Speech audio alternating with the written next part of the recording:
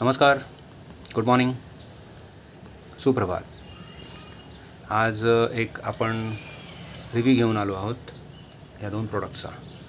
हे आहेत लिक्विड ॲडिटिव्स आहेत, पेट्रोल किंवा डिझेल ॲडिटिव्ह. आता सध्या जे माझ्याकडे प्रोडक्ट्स आहेत ते डिझेल ॲडिटिव्स आहेत. ॲक्च्युली आपण जेव्हा व्हेकल यूज नाही करत, लॉकडाऊनमध्ये सगळ्या व्हेकल उभ्या होत्या, त्यावेळी समजा तुमच्या पेट्रोलमध्ये गाड्यांमध्ये पेट्रोल यूज करताय किंवा डिझेल यूज करताय किंवा CNG यूज करताय, तर इंजेक्टर ब्लॉक होतात. रस्ट येते. पाऊस पडतो त्यावेळी आपल्या डिझेल किंवा पेट्रोलमध्ये पाण्याचं इन्फिल्ट्रेशन होतं. त्यावेळी काय होतं, ते जे पाणी असतं किंवा मॉइश्चर असतं त्याने आपल्या गाडी आपण जेव्हा रेग्युलरली यूज करत नाही, त्यामुळे गाड्यांना रस्ट होते आतमधून. इंजिनच्या आतमधल्या काही पार्ट्समध्ये रस्टिंग चालू होतं. सो अशा प्रकारचे प्रोडक्ट्स आपण यूज करतो आहे. हे दोन्ही प्रोडक्ट ॲमेझॉनवरूनच मागवले होते.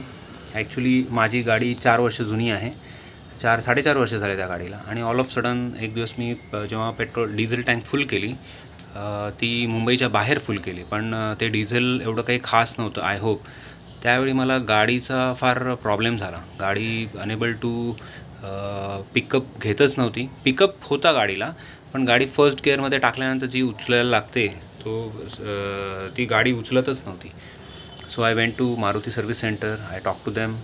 त्यांनी मला सांगितलं तुमच्या इंजेक्टरमध्ये कचरा आलेला आहे. मला आधी वाटलं की क्लच प्लेट्स खराब झालेत की काय, कारण की लास्ट म्हणजे 1.5 वर्षापूर्वी मी क्लच प्लेट बदलल्या होत्या. मी त्यांना तेच सांगितलं की एवढ्या 1.5 वर्षामध्ये लोकांच्या गाड्या 1-1 लाख किलोमीटर चालतात. माझी गाडी आत्ताशी हार्डली 40,000 किलोमीटर चाललेली आहे, आणि लोकांच्या गाड्या 1.5 लाख किलोमीटर 2 लाख किलोमीटर चालतात तरी क्लच प्लेट बदलायची गरज पडत नाही. पण मला मारुतीवाल्यांनी 1.5 वर्षापूर्वी सांगितलं नाही, तुमच्या क्लच प्लेट उडल्या, तुम्हाला सगळंच बदलायला लागेल. मला त्यावेळी साधारण 15,000 रुपये खर्च आला त्या गोष्टीचा. I did it. So again I face the problem in this monsoon. मग मी परत गेलो सर्व्हिस सेंटरला. तर त्यांनी मला सांगितलं तुम्हाला इंजेक्टर क्लीन करायला लागतील, बाहेर काढून. म्हणजे मी तिथे 4 दिवस गाडी ठेवली, 4 दिवस फॉलोअप केला. त्याच्यानंतर मला त्यांनी रिप्लाय दिला की तुमचे इंजेक्टर खराब झालेले आहे, ते तुम्हाला बाहेर काढून ते लेथवरती क्लीन करायला लागतात, त्याच्यानंतर त्यांची डिजिटली सेट करायला लागतं आणि मग परत लावायला लागतील. पण नंतर मी त्यांना ओके बोललो, करा तुम्ही. पण त्याच्यानंतर मी मग सर्च केलं की बाबा खरंच ही गोष्ट गरजेची आहे का. तर मला असं कळलं की असं काही गरजेचं नाही आहे. There are many other products available in the market like हे STPचं प्रोडक्ट आहे. हे सगळ्या युरोपियन कंपनीज आहेत, अमेरिकन कंपनीज आहेत काही. ह्याच्यामध्ये अराउंड 300 to 400 हे दोन्ही मी प्रोडक्ट्स आणलेले आहेत ॲमेझॉनवरून. तर ह्याचा फायदा हा आहे आणि मला रिझल्ट मिळाला आहे. हे मी STPचं एक पॅकेट मी यूज केलेलं आहे. आपल्या फुल टँकमध्ये आपल्याला मिक्स करायचं आहे हे, जेव्हा आपण पेट्रोल भरतो तेव्हा. आणि त्याच्यानंतर मग जोपर्यंत पेट्रोलची टँक खाली होत नाही तोपर्यंत तुम्ही परत त्याच्यात पेट्रोल ॲड करायचं नाही, कारण की ह्याचा एक फॉर्म्युला दिलेला आहे त्यांनी. त्या पर्टिक्युलर 40-50 लिटरमध्ये हे पर्टिक्युलर पॅकेट टाकायचं आहे. 236 ml आहे हे, तर हे टाकायचं आहे. तर मग तो रिॲक्ट होतो आणि म्हणजे आतमधले जे इंजेक्टर्स असतात तो क्लीन केला जातो. And I got a very good result after using this particular product. हे प्रोडक्ट मी यूज केलं आणि I got a very good result out of it. म्हणजे नॉकिंग साऊंड होता तो कमी झाला, पिकअप चांगला झाला, आणि जो मला गाडीचा गाडी उठायचा जो प्रॉब्लेम होता तो बंद झाला. So that is the case. हे दोन्ही प्रोडक्ट आहेत. हे both products are very good. मी त्यावेळी हे दोन्ही मागवले होते. पण ह्याच्यामागे एक टेक्नॉलॉजी आहे किंवा फंडा असा आहे की हे जे प्रोडक्ट आहे 2000 किलोमीटरला एक असं वापरायचं आहे. म्हणजे एकदा तुम्ही टँक फुल केली, एका टँकमध्ये साधारण 500 किलोमीटर गाडी चालते. मग पुढच्या 3 टँक तुम्हाला हे वापरायचं नाही आहे. त्याच्यानंतर 4थी टँक तुम्ही जेव्हा भराल त्यावेळी परत हे तुम्हाला वापरायचं आहे. सो म्हणजे गाडी जुनी झालेली आहे, त्याच्यामुळे आपल्याला हे. आणि मेन म्हणजे आता BS6 पेट्रोल आलेलं आहे. आपल्या गाड्या आहेत त्या BS4 आहेत किंवा BS5 तर आल्याच नाही गाड्या.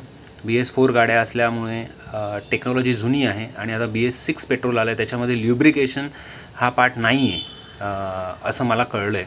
तर त्याच्यामुळे आपल्या इंजिनचा वेअर अँड टेअर वाढतो. मग ल्युब्रिकेशन देण्यासाठी आपल्याला असे काही प्रोडक्ट्स आहेत ते आपल्याला ॲडिटिव्ज वापरायला लागतात. हे डिझेल ॲडिटिव्ह आहेत. अशाच प्रकारचे पेट्रोल ॲडिटिव्ह येतात, आणि मी हे तुम्हाला सगळ्यांना रेकमेंड करतो आहे. नॉट रेग्युलर बेसिस, पण तुम्ही वर्षातून 6 महिन्यातून एकदा एकदा हे ॲडिटिव्ज वापरा गाडीमध्ये, जेणेकरून तुमच्या गाडीचे इंटरनल क्लिनिंग होईल, रस्टिंग असेल ते निघून जाईल, पिकअप नॉर्मल होईल आणि तुम्हाला काही इश्यू होणार नाही. तर I will recommend all this products. तर तुम्ही हे यूज करा. हे वेगवेगळ्या कंपनीचे प्रोडक्ट आहे. एक तर हे STP म्हणून एक कंपनी आहे, ही आहे लिक्विमोली म्हणून आहे, आणि अजून एक प्रोडक्ट आहे लिक्विमोलीचं, लिक्विमोली पर्ज. जर तुमच्या गाडीमध्ये जास्तच प्रॉब्लेम असेल तर तुम्ही लिक्विमोली पर्ज वापरा. हे मी पर्ज शोधलं, हे लिक्विमोलीचे प्रोडक्ट्स मार्केटमध्ये कधी कधी असतात, कधी कधी नसतात अवेलेबल.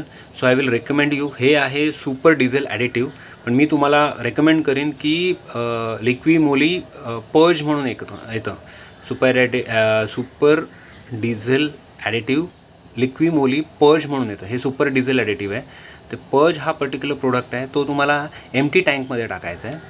टँकमध्ये टाकल्यानंतर तो पण असाच 200 ml 250 ml पर्यंत येतो.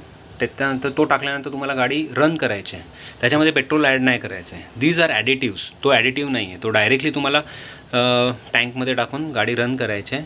अराऊंड 1-2 तास गाडी रन होते, त्याच्यामध्ये तुम्ही स्टेडी ठेवू शकता किंवा तुम्ही चालवू शकता and you will get immediate result. That is what हा माझा रिव्ह्यू आहे मार्केटमधला, आणि हा माझा स्वतःचा एक्सपिरियन्स आहे. Both the products are very good and you must use it regularly, because petrol आणि डिझेल क्वालिटी आता जी आहे ती BS6 इंडियामध्ये आलेली आहे, आणि आपल्या प्रोडक्ट्समध्ये हे नाही आहेत, म्हणजे ल्युब्रिकेंट्स डिझेल आणि पेट्रोलमध्ये नाही आहेत. तो I will recommend you for 2 wheeler 4 wheeler ज्या कोणत्याही व्हेकल्स आहेत त्याच्यामध्ये अशा प्रकारचे प्रोडक्ट्स तुम्ही वापरा, जेणेकरून तुम्हाला performance not as same as the new vehicle, पण बऱ्यापैकी परफॉर्मन्स मिळू शकतो आणि इम्प्रूव्हमेंट मिळू शकतो.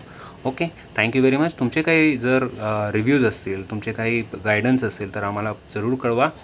आमचा चॅनल सगळ्या टाईपचे प्रोडक्ट्स आपण रिव्ह्यू करतो, आणि ट्रॅव्हल ब्लॉग्स बनवतो, ट्रेकिंग ब्लॉग्स बनवतो.